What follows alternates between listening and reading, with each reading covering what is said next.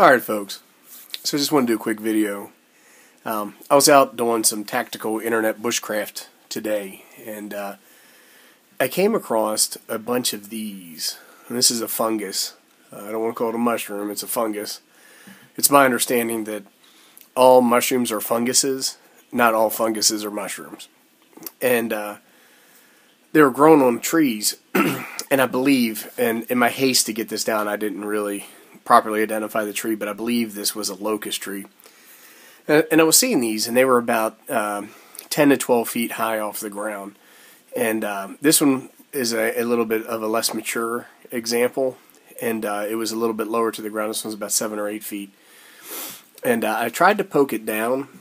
You can see some marks here with some sticks, and I couldn't do it, and so I ended up using this cold steel, awesome, refinished pipe hawk tomahawk to scrape the bark. These things really affix to the tree well, and you can see how it's really integrated into the bark. And this is obviously the fungus, and as it grew, you can see the bark embedded in that fungus. And this is really small. I mean, some of the other ones I saw were, 8, 9 inches across. Anyhow, when I saw it, I recognized it as a what's called a polypore fungus. That means it doesn't have gills like a mushroom. It has pores at the bottom where the spores end up dropping out. And actually, I was the one that cracked this as I was trying to get it down. I don't know if you can see that crack or not. And then when I saw it, I thought to myself, I said, hey, that looks like a tinder fungus. And then I think true legitimate tinder fungus is called chaga. But I didn't recognize this as chaga. Chaga typically has a more of a, almost like a warty toad skin kind of look. And it's more bulbous than this. This is more like a what they call a horse hoof, and so horse hoof fungus typically comes down like this. I think that the one that you typically see is called false tinder fungus or horseshoe fungus. So this is a little bit different. You can hear that it's very hard.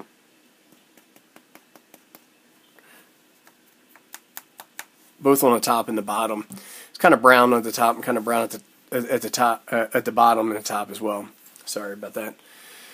And so when I take a look at this, I said, well, hey, maybe it's a red-banded polypore, and that's typically this shape. They get quite large, and they have a red band around here. And this being a less than mature example, that may be the truth. But there's also something called a cracked polypore, and that may be what this is as well. It's considered a false tinder fungus, and so these things have a very, like a punk wood interior. They have a hard shell and a punk wood interior. So I'm going to let this thing dry out, and then we're going to cut it open or crack it open. When I broke it off the tree, you can see the inside of it is very dark.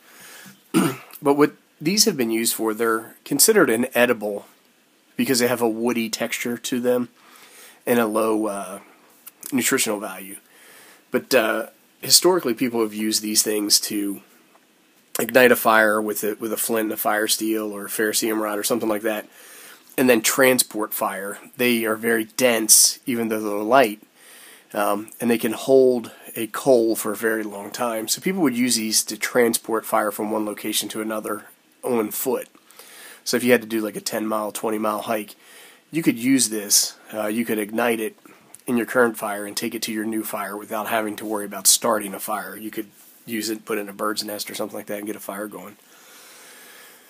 So what I'm planning on doing is letting this sit for a while and dry out. Typically that's how you process that. And we'll see what happens. I mean, we can try to light a fire with it or something like that. Anyhow, I saw it, wanted to scrape it off. I scraped off the bark because I could not knock this thing loose from the tree.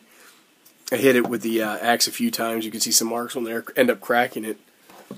This crack right here and here is actually from the blade of the axe, and it would not come off. And then so I got the idea to peel the bark. I may go back to where I was. Like I said, I saw about 6 to 8 of these on various different trees, and much larger in size, but they were a little bit higher up. So I'd have to figure out a way to get them.